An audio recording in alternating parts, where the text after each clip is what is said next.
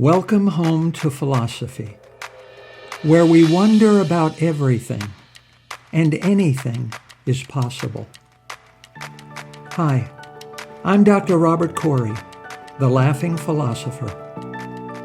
Life is complicated. The world is complicated, and you are complicated. Figuring out how to live a happy, meaningful life, guided by wisdom and reason, is not easy.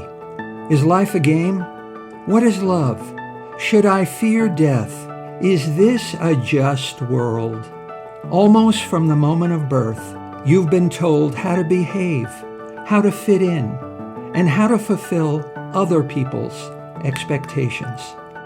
You fear that you will lack importance or cease to exist in the lives of others if you think for yourself and question the rules and roles you've been told define you. Wisdom and reason will remove this illusion so you can live authentically in the world around you, find your true purpose, and become your real self. Welcome to episode number 105. The paradox of likability. Why do other people actually like us more than we think they do? Do you spend more time obsessing over things you do poorly at the expense of the things you do well?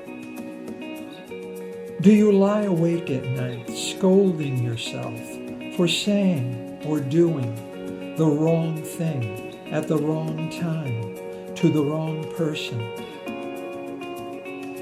Do you relive over and over some mistake you made or some moment of clumsiness or foolishness?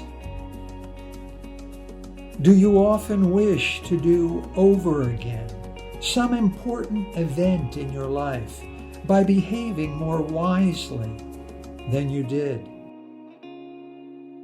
Do you often dream of being a different type of person? I do.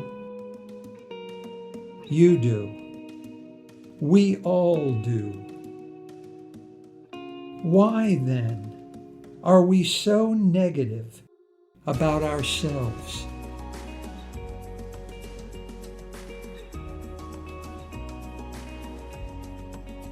What is our place in others' esteem? And why do we get it wrong?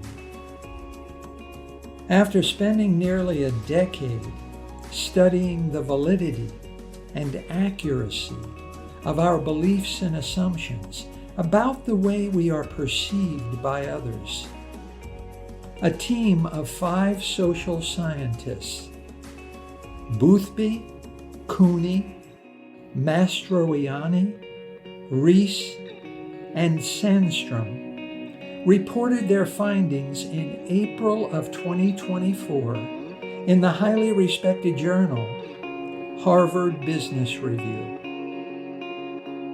Specifically, the researchers investigated whether people are correct or incorrect in their perception of whether or not, and by how much, the other person in a relationship likes or dislikes them.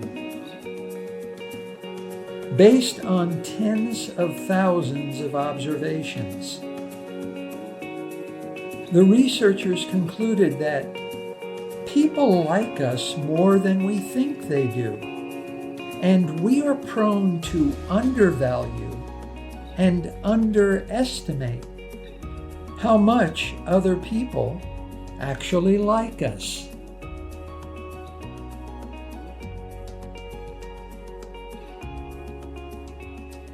In a series of studies in the US and UK, researchers asked the subjects of the experiment to engage in a conversation with a person they had never met before. Following their conversation with a stranger, the subjects were asked how much they liked the other person and how much they believed the other person liked them. The researchers consistently found that the subject would feel they liked the other person more than the other person liked them. The subject believed and perceived that the other person liked them less than they liked the other person. And this belief and perception was consistently incorrect and false. The researchers found that in reality, the other person liked the subject more than the subject believed the other person actually did. And researchers found that the other person actually enjoyed the relationship substantially more than the subject believed to be true.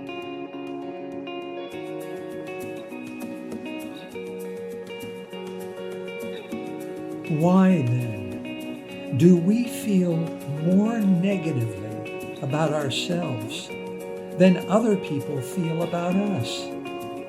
Why don't we assume the best rather than the worst about others' esteem?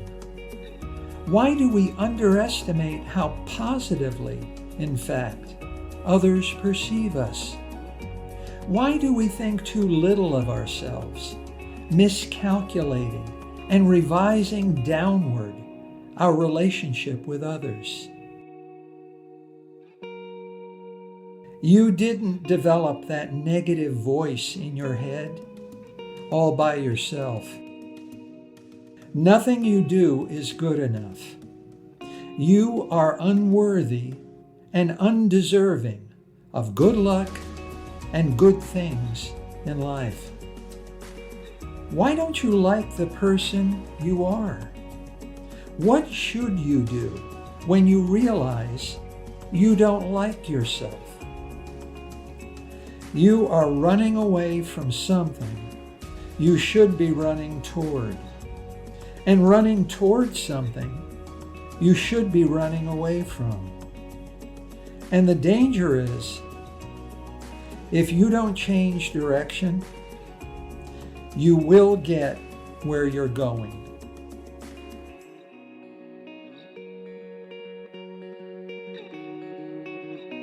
Almost from the moment of birth, we are socialized to think negatively about ourselves.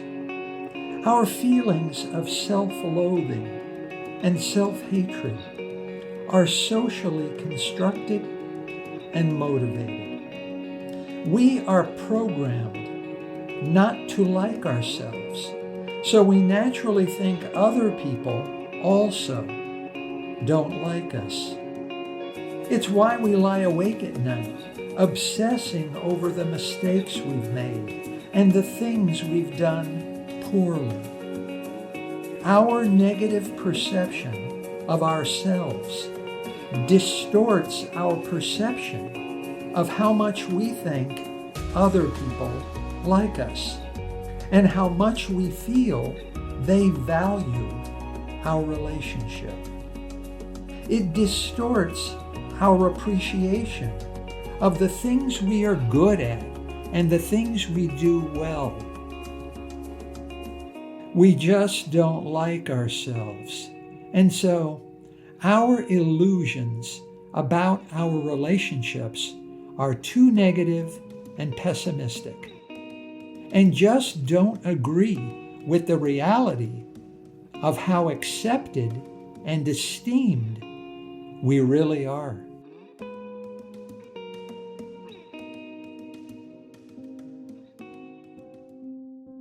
Other people really do like you more than you think. And you really need to like yourself more than you do. So, why is nothing so difficult as accepting yourself just as you are? You seem to be incapable of self-love.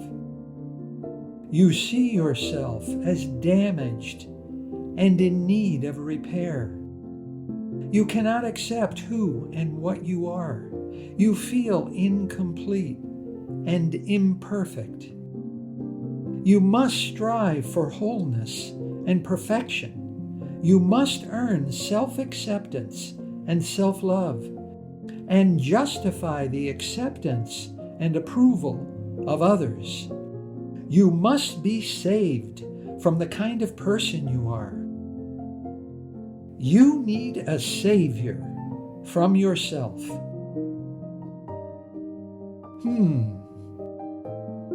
I wonder how this idea got started.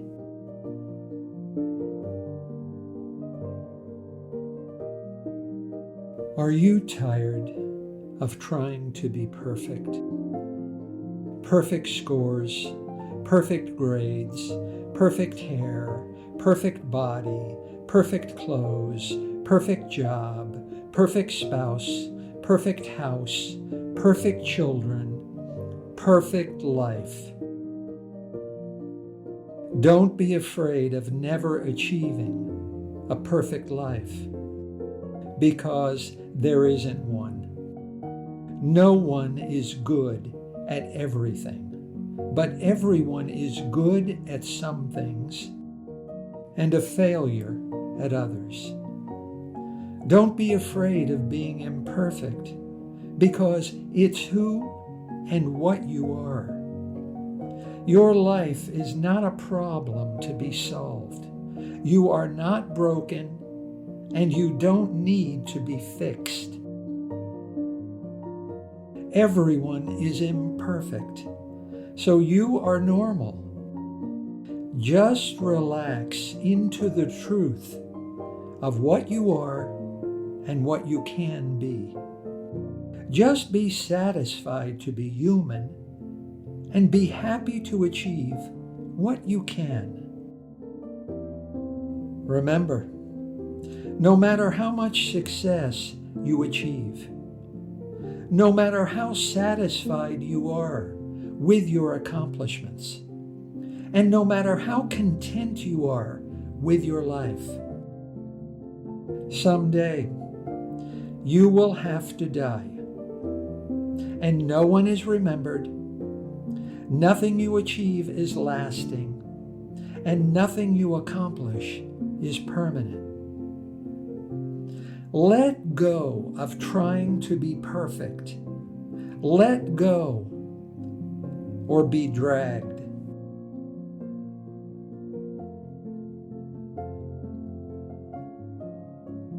Perfection is a race with no finish line. There is no perfect life. Life is no soft affair. It's a long, hard road. No one gets out of here without being hit, knocked down, and pushed around. Everyone suffers. Everyone makes mistakes. Everyone fails. A lot. Even Jesus caused trouble, broke things, got people angry, and just look how he ended up.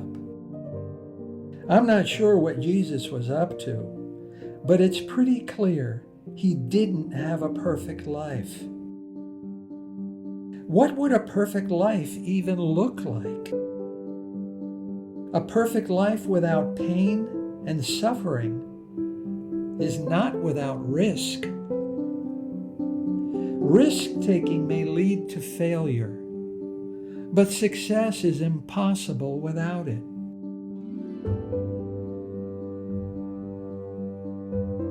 Why then do so many people fear never being perfect enough or being too imperfect?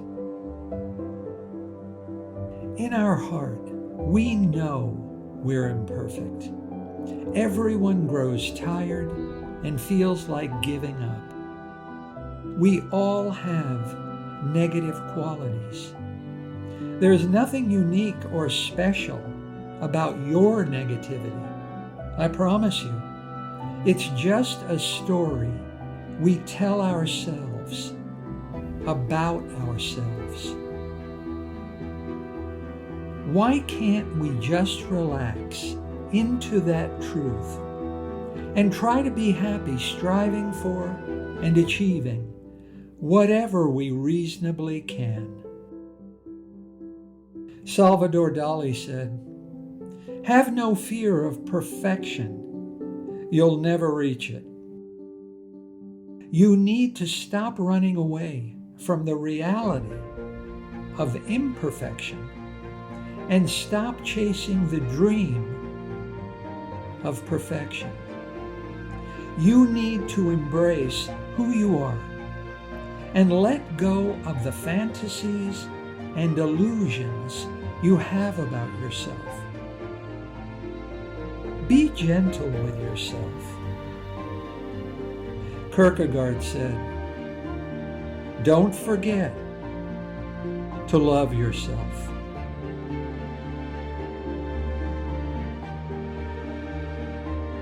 So, how can one learn to like oneself when one doesn't?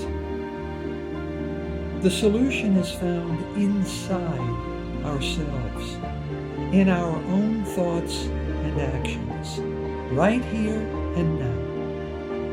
Not in the afterlife, not through external deities, and not through divine intervention. Just do 4 simple things.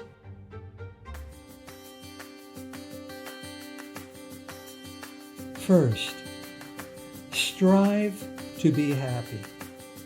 Without liking yourself, it's impossible to be happy. But when you're happy, it's just as impossible not to like yourself. People who don't like themselves are unhappy. People who are happy like themselves.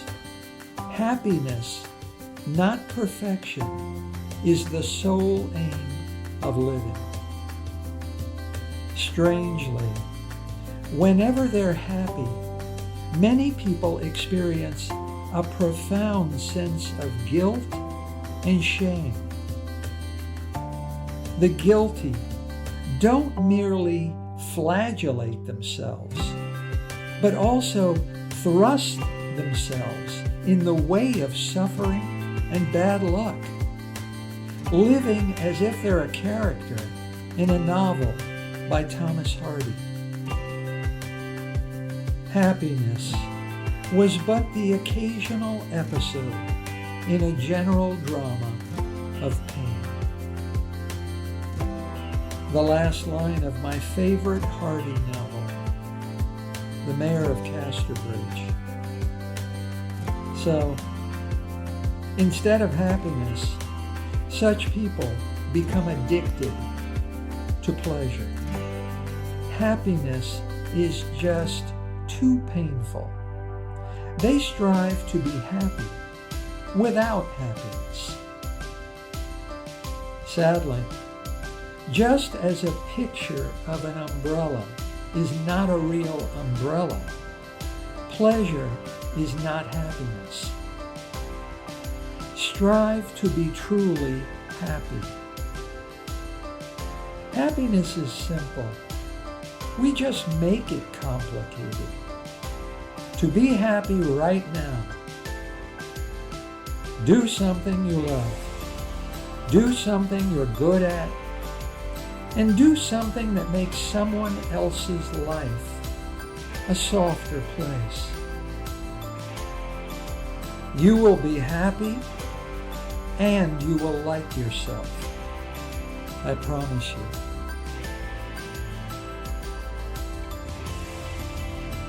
Second, be perfectly imperfect. Give yourself permission to be human. You were not born broken. You do not need to be fixed. You do not need to be saved from yourself. You are your own Savior. It is enough for you to be a little better person tomorrow than you are today. Boethius said, "He who is virtuous is wise, and he who is wise is good, and he who is good is happy." Strive to be virtuous, and you will be happy, and you will like yourself more abundantly. I promise you.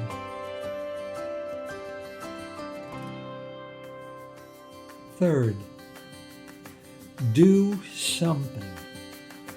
It is better to have something to remember than nothing to regret. Albert Einstein said, "The world will not be destroyed by those who do evil, but by those who watch and do nothing." What you believe doesn't make you good. It's what you do. The proof of one's virtue and good character is in actions, not beliefs. Thinking it doesn't make it true. Aristotle said, "Character is revealed through action. We are what we repeatedly do. Our actions define what we are." Pay attention to your daily choices and decisions. They reflect your character, and above all, will shape your destiny. I promise you.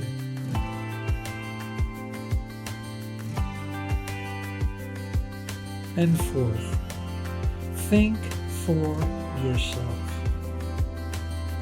The greatest crimes in the world are not committed by people breaking the rules, but by people following the rules, said the street artist known as Banksy. It's people who follow orders that drop bombs. Socrates refused to follow the majority and chose to go his own way.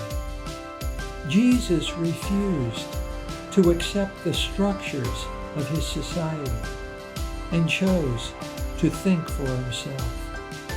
Boethius and Simone Weil followed their own judgment and refused to conform to the expectations of others. When the rules do not agree with your own wisdom and experience and good sense, then break the rules. The company you keep is a reflection of the kind of person you are. Socrates and Jesus are damn good company. Be true to yourself, and you will be in good company. Although you may not be rewarded for your courage, you will be rewarded by your courage. I promise you.